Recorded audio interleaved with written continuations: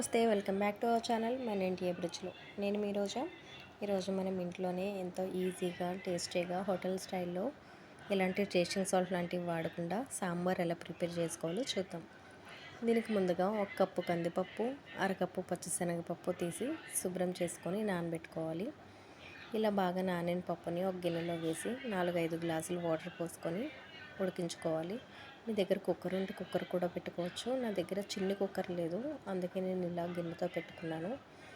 ఇలా ఉడుకుతుండగా సన్నగా కట్ చేసి పెట్టుకున్న అల్లం ముక్కలు కూడా వేసుకోవాలి.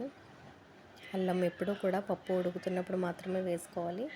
ఇలా అల్లం వేయడం వల్ల టేస్ట్ బాగుండడమే కాదు, డైజెషన్ కూడా బాగుంటుంది. ఇప్పుడు దీన్ని మనం బాగా దగ్గరికి అయ్యే వరకు ఉడికించుకోవాలి. చూడండి, ఇలా వాటర్ మొత్తం ఇంకిపోయిన తర్వాత మ్యాషర్తో కానీ పప్పు గుత్తితో కానీ మ్యాష్ చేసుకోవాలి.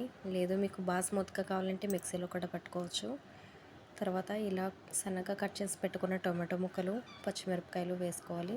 నేను ఇక్కడ 3 పెద్ద సైజు టొమాటోలు తీసుకున్నాను. దీన్ని సిమ్లో పెట్టి మూత పెట్టి మగ్గించుకోవాలి. ఒక 5 మినిట్స్ మగ్గితే సరిపోతుంది. చూడండి వాటర్ ఎలా బయటకు వచ్చాయో. ఇలా వాటర్ బయటకు వచ్చిన తర్వాత ఒకసారి బాగా కలుపుకొని మ్యాషర్తో మళ్ళీ ఒకసారి మ్యాష్ చేసుకోవాలి.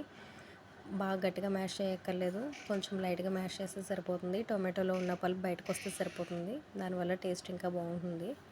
ఇప్పుడు దీనిలో కట్ చేసి పెట్టుకున్న ఉల్లిపాయ ముక్కలు, బెండకాయ ముక్కలు, కట్ చేసి పెట్టుకున్న వంకాయలు కూడా వేసుకోవాలి. వంకాయలు వేసుకున్న తర్వాత ఎప్పుడైనా సరే వెంటనే కలుపుకోవాలి. ఆ వేడికి కండ్రెక్కకుండా ఉంటాయి, కలర్ చేంజ్ అవ్వకుండా ఉంటాయి. అలాగే కట్ చేసుకున్న ములక్కాడలు కూడా వేసుకోవాలి. ములక్కాడలు కూడా వేసిన తర్వాత మీ దగ్గర ఉంటే ఆనపకాయ కూడా వేసుకోవచ్చు. మా ఇంట్లో ఆనపకాయ పెద్ద యూజ్ చేయం, అందుకే నేను ఆనపకాయ వేయడం లేదు. దానివల్ల టేస్ట్ ఇంకా బాగుంటుంది. తర్వాత సిమ్లో పెట్టి మూత పెట్టి ఈలోపు ఇక్కడ చింతపండును కూడా నానబెట్టేసుకుందాం. నేను ఇక్కడ ఒక చిన్న నారింజకాయ సైజ్ చింతపండు తీసుకుంటున్నాను. టొమాటోస్ ఎక్కువ తీసుకున్నాను కాబట్టి చింతపండు తక్కువ తీసుకుంటే సరిపోతుంది.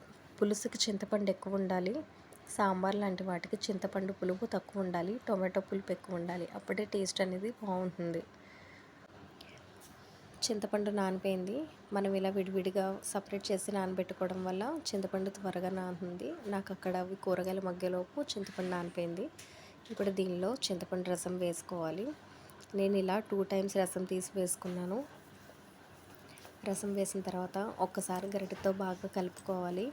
మీరు కలిపేటప్పుడు చాలా జాగ్రత్తగా కలపండి. వంకాయలు, బెండకాయలు, ములక్కాడ లాంటివి బాగా మగ్గిపోయి ఉంటాయి, ఆల్రెడీ విడిపోతాయి. ఇప్పుడు దీనిలోనే పసుపు, 1 స్పూన్ కారం, తగినంత ఉప్పు వేసుకోవాలి. నేను దీనిలోనే కచ్చాపచ్చాగా దంచుకున్న వెల్లుల్లి రేఖలు, కొబ్బరి కూర కూడా వేసుకున్నాను. అది క్లిప్ మిస్ అయింది. మీ దగ్గర కొబ్బరి కూర ఉంటే కంపల్సరీ వేసుకోండి, టేస్ట్ చాలా బాగుంటుంది దానివల్ల. తర్వాత దీనిలోనే చిన్న బెల్లం ముక్క కూడా వేసుకున్నాను. బెల్లం మాత్రం కంపల్సరీ వేసుకోవాలి, అస్సలు స్కిప్ చేయొద్దు. బెల్లం మాత్రమే వేసుకోవాలి, పంచదార కూడా కాదు. అలాగే నేను ఇక్కడ తాలింపు ఇంకా సాంబార్ పౌడర్ కూడా వేసుకున్నాను, ఆ క్లిప్ మిస్ అయింది. దీనిలో నేను ఆవాలు, జీలకర్ర, ఎండుమిరపకాయలు, కరివేపాకు, వెల్లుల్లిపాయలు, ఇంగువ వేసుకున్నాను తాలింపులో. ఆ క్లిప్ మిస్ అయింది, అందుకే చెప్తున్నాను. తర్వాత దీనిలోని కొత్తిమీర కూడా వేసుకొని ఒక 5 మినిట్స్ మరిగించితే సరిపోతుంది, ఎక్కువ అక్కర్లేదు. చూడండి, కన్సిస్టెన్సీ అనేది ఇలా ఉండాలి. బాగా పలచగాను ఉండకూడదు, బాగా చిక్కగాను ఉండకూడదు, అప్పుడే సాంబార్ బాగుంటుంది. ఒకవేళ మీరు ఇడ్లీలో కనుక చేసుకునేటట్టయితే ఇంకొంచెం పలచగా చేసుకోవాలి. అంటే జస్ట్ 1 గ్లాస్ వాటర్ ఎక్స్ట్రా పోసుకుంటే సరిపోతుంది. మన సాంబార్ రెడీ అయిపోయింది. సర్వింగ్ బౌల్లోకి తీసుకొని సర్వ్ చేసుకోవడమే. ఒకవేళ మీకు ఈ రెసిపీ నచ్చినట్టయితే మీరు ఇంట్లో తప్పకుండా ట్రై చేయండి. Thank you for watching.